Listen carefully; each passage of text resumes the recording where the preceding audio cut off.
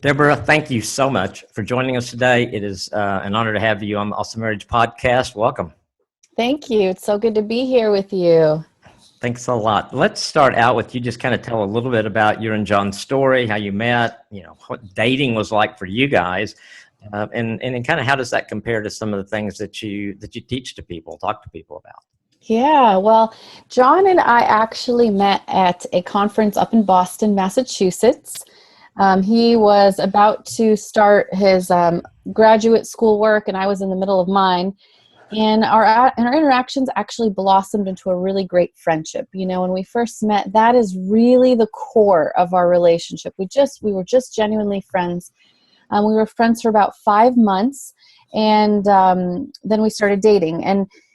And really, our dating experience, if I had to describe it in a couple words, I would say it was slow and steady. We really took our time to get to know one another. And if I'm honest, I think the fact that we were long distance really aided in that process because it kind of forced us to really get to know each other. When you're on the phone with someone for most of your relationship, you can only talk about the weather for so long. And after a while, you have to start talking about things that are a little bit more significant and just revealing the truth about who you are to each other and taking it a little deeper. So I feel like being long distance kind of helped us do it slow and steady. And in True Love Dates, I would say a main theme of the book is the idea of timing. And I talk about, in one chapter, I talk about something called the seasons of dating. And I say there's a few seasons in dating. The first season is the season of friendship, followed by the season of spring, which is that time when you're really getting to know each other. Things are brand new and you're just kind of you have all these exciting feelings. Then that moves into the season of summer when you really start revealing who you are in a deeper way, which moves you into the season of fall. And I say in fall, a lot of conflict happens, conflict management. Really, your true colors shine in the fall time. Followed by the season of winter, which is sort of the season when a relationship kind of gets established and maintained, and you decide whether you can move into marriage. You kind of know what you've got by this point, and you either move into marriage or you realize the relationship is kind of frozen over and it's time to say goodbye. And I kind of see, I teach those concepts, but I have really seen them played out in our dating relationships. So it's kind of been a neat process for us. How do you see, the slow and steady? Because everything you said makes so much sense. It's kind of the way Nancy and I were a long time ago when we started dating and went through that. But today in the culture we live in, how do we get people to slow down and just really not try to do all of those seasons in 6 months? That's the thing. There's the funny thing is there's no cookie cutter answers, as you know, for people. A lot of people just want to know, okay, give me how many months or how many. And in True Love Dates, I tell people, okay, if we have to give you a timing, a numerical thing, what about let's just look at these seasons, just how we see them in God's creation. Seasons last about 3 months. So a 3-month period of friendship is a great start. A 3-month period of springtime, a 3-month period of summertime. And when you look at the scope of it, it's about 1 good year of dating. I'm talking about engagement. I'm just talking about the period of dating, the period before engagement where you're just figuring out, is this someone I want to commit my life to? So 1 year is, you can learn so much about a person in a year. And honestly, if you get to the end of that year and you don't think you know and you don't have enough information, then I would say that's a clue that something's probably not gone the way it should. Absolutely. Now, that's such wisdom in that. Because I think there's just something, I don't know, about going through a year with someone. You've been there long enough. You kind of, if you're putting on, you kind of get tired of putting on, and the real, like you said, the winter or the fall, real things come out. You solve conflict together? So lots and lots and lots of wisdom in that. Let's go to another question. A lot of counselors and teachers seem to have this pressure of having a perfect marriage. They advise others in relationships. How does that for you? Do you feel like, my gosh, our marriage has to be perfect? And how do you deal with that pressure? Because obviously you are there and people know who you are, and you're kind of in the spotlight. Yeah. I feel like the Lord has really helped grow me in this area. I've never felt that way about our relationship. I've never felt that pressure or I've been more aware of the spotlight recently with blogging and speaking, but honestly, ever since John and I were dating, I was really thankful for that deep connection we had in our faith, and that emotional connection we had. And, I was just so blessed by our dating relationship and moving into marriage. I feel so blessed by the relationship that God has given us. And I feel like sometimes marriage and dating, those things, especially marriage, can get a really bad reputation in our day and age. I mean, millennials are scared of it. We've seen things from the generations before us that maybe have caused fear inside of us and panic. And so for me, I've always believed that, when God blesses you with something that is so good, you just want to share it with everyone. And I truly believe, and at the heart of my ministry is the idea that with God's grace and wisdom, that kind of relationship is available to all. That's the way that God intended it when we do things in His way.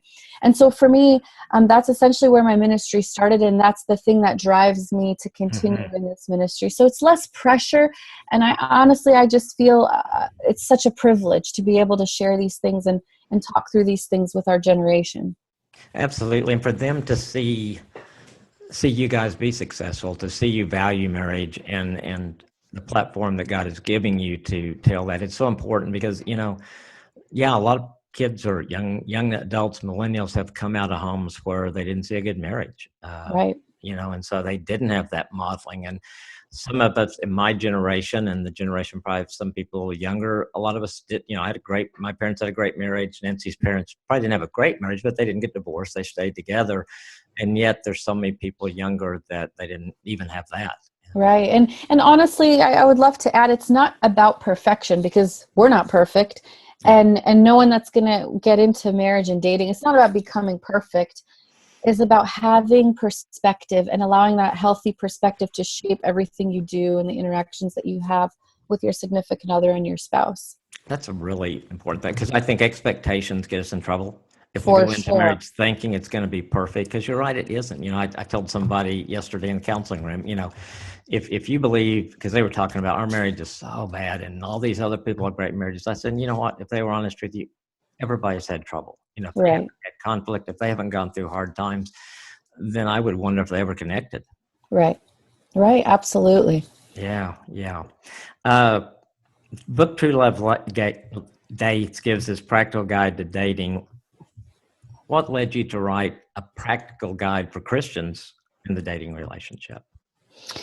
Well, that's a good question. I grew up in a time when there really wasn't much talk about dating in the church. Even when I wrote this book 2 years ago and started blogging, it really wasn't a thing to talk about dating, and it never had been. In fact, when I grew up, the Christian buzzword at the time was courtship. And in Christian circles, that basically meant that young adults were encouraged to refrain from dating until you met the person that you were going to marry. And to be honest, that's just seemed like a whole lot of pressure to me, something I would rather avoid than even try to tackle. So then on the other hand, growing up, we're in the world and we see the other side of the spectrum. The world's perspective wasn't offering me anything I felt comfortable with as a believer. I mean, commitment is relative, sex is casual, and relationships are all about doing what feels right in the moment. So here you've got this chasm, and you just, as a believer, you just don't know where you fit in. So as a professional counselor and as a believer, I really felt that it was important that we realize that dating isn't necessarily the problem. Our approach to dating could be really problematic. So with that in mind, I wanted to offer a modern day approach to Christians, a contemporary approach, in a way that they could still honor God, honor their self, and honor others along the way. And I just wanted to give some practical steps, some attainable steps. How can I actually make the idea of having a healthy relationship something that I can achieve in my own life? Absolutely. That word courtship, I mean, I think it always, even when I would hear it when younger, it kind of scared me. It just it just didn't seem to fit even when Nancy and I were dating. Right. And so having a different way and just a different way to look at that. So the church has said things like courtship. The church has not taught much about dating. What do you think the church's role should be in helping couples date? Well, yeah, like you said, unfortunately, I feel like the church doesn't have much of a role at this point in the process. If you look at the average church, much of our ministry time is focused on the children, the youth, and the married couples. You know, it's a very family-focused ministry. We cater to the family unit, and that's a very important thing. I mean, I'm not going to say that that's not important. That is a very important thing. That's foundational. But at the same time, singles and those who are dating often feel neglected. I mean, I hear from so many singles who just don't feel like they know what their role is in the church. They don't feel like they have a place. They don't feel like they're being ministered to. They sort of feel like they're on the sidelines, that they're not significant until they get married. And so that's something I really believe that the church needs to do a better job speaking into. Absolutely. And I think that pattern that you said, or that format, is true of most churches. It really is where the focus seems to be. So if we have a lot of pastors and church leaders that listen, what would be some first steps for them as really beginning to look at meeting some of those needs of the people in that situation? Yeah, I really think, from my work traveling across the country and interacting with singles, I think there's two really important places to start. Number one is the teaching, solid teaching for singles. Because, they're going to look for that teaching somewhere. And it's either going to be on some random cosmopolitan magazine they pick up in the grocery store, or it's going to be at the church. So just offering teaching. I've been so impressed by churches who have called me in to talk to their group. I even was asked to do a main Sunday morning service, just catered to singles. And churches like that are taking those risky steps, to me, that shows that they really have a heart to minister to their entire congregation. So solid teaching, and there's so many great things out there, so many great places to begin. But also the second thing I believe is offering them community. Because for all of us, that's what we really come to church for. We want to belong, we want fellowship. At the time of singleness is such an important time for these young adults, starting from these teenagers, these college students, these 20s and 30s, all the way up to, we've got 40s and 50-year-olds who are still single. We have to kind of take that scope in and realize that this time of singleness is an important time of growth and an important time of healing. This is the time when we are preparing these people to launch into the greatest ministry that God gave to us, which is marriage. And I really believe that as a church, we really need to be pouring into them during this important time, this important developmental time into their life. How, one of the things I've heard from singles that try churches and try a singles group, meaning different ages, and they feel like it's almost like a meat market. How can a church keep that community healthy? Well, again, I think it goes back to not just offering the community, but offering the community with the solid teaching, because really that's what shapes us. I mean, churches can become social clubs if we are not offering God's solid truth and education. I mean, we're talking about science and psychology paired with God's word, because those things always go hand in hand. And I believe when we're offering solid teaching, that sort of helps prevent those communities from becoming something that they never were intended to become. Yeah, that is so true. And I think I totally agree with you. The key is the solid teaching, helping people deal with their issues, deal with being single, respect each other, right, and enjoy that community. I think sometimes people try to just kind of rush through their singleness. The goal is so much to get married that they miss out, I think, of a lot of what God can teach us in that time of our life. Absolutely, I agree with you. Yeah, good. Okay, final question. If you could just share one thing with someone in a dating relationship today, what would you tell them? Well, I think, one thing that I would like people to know is the idea that healthy people attract healthy relationships. We will always attract people on our level of health. And I think that it's important for us as a church to recognize that too, because that also starts, that informs our conversation of how do we start teaching singles, because a huge part of this is helping them understand their identity, their value, where they stand with Christ and how that shapes their life and their beliefs and what they feel about themselves and what they think they deserve. There was a study that was done recently, and they put these people in a room and just to see what kind of people would group together. And inevitably, the people that looked similar tended to attract one another. If we are that attracted to people who are like us in physical appearance, how much more emotionally, spiritually, and psychologically are we attracted to people on our level of health? And so one thing I would just love for people who are single and people who are dating to be aware of is that concept, because this is a stage in their life where they're sort of determining the type of people that are going to be attracted to them and the type of people they're going to be attracted to by how healthy they are. And becoming healthy is a process of working through your past, understanding your identity in Christ in the present, and even having a vision for your future of where God is taking you and what He's called you to. And I always tell people, the more you know, the better you're going to do. So really take this time in your life to just learn as much as you can about yourself in order to prepare yourself for a healthy relationship.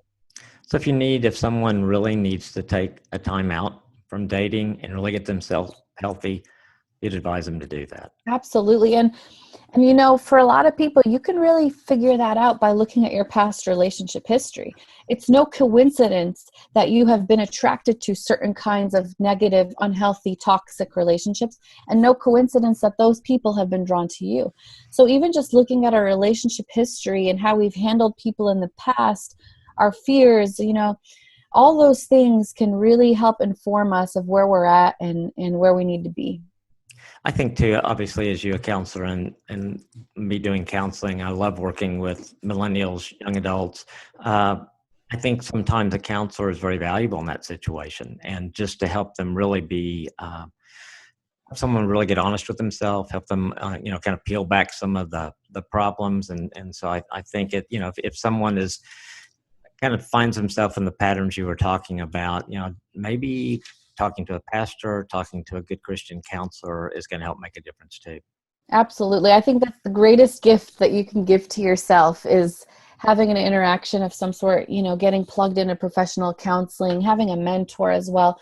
But really professional counseling gives you the time to really dig deep into some of those areas that you may have never really journeyed before. Absolutely. And I think too, the mentor idea may be going along with that. And I agree. In there that you respect, that can pour into you and teach you. Absolutely. Very, very good. Thank you so much for joining us today. All your links, all the information will be in our show notes, but tell us about if they want to read your blog, how do they get there? Yeah, it's pretty easy. It's the same title as the book. It's truelovedates.com. And there's tons of articles there for you and different resources, free quizzes to take to know if you're ready for love and how healthy you are, and just different things to kind of help launch you in the right direction. Thanks.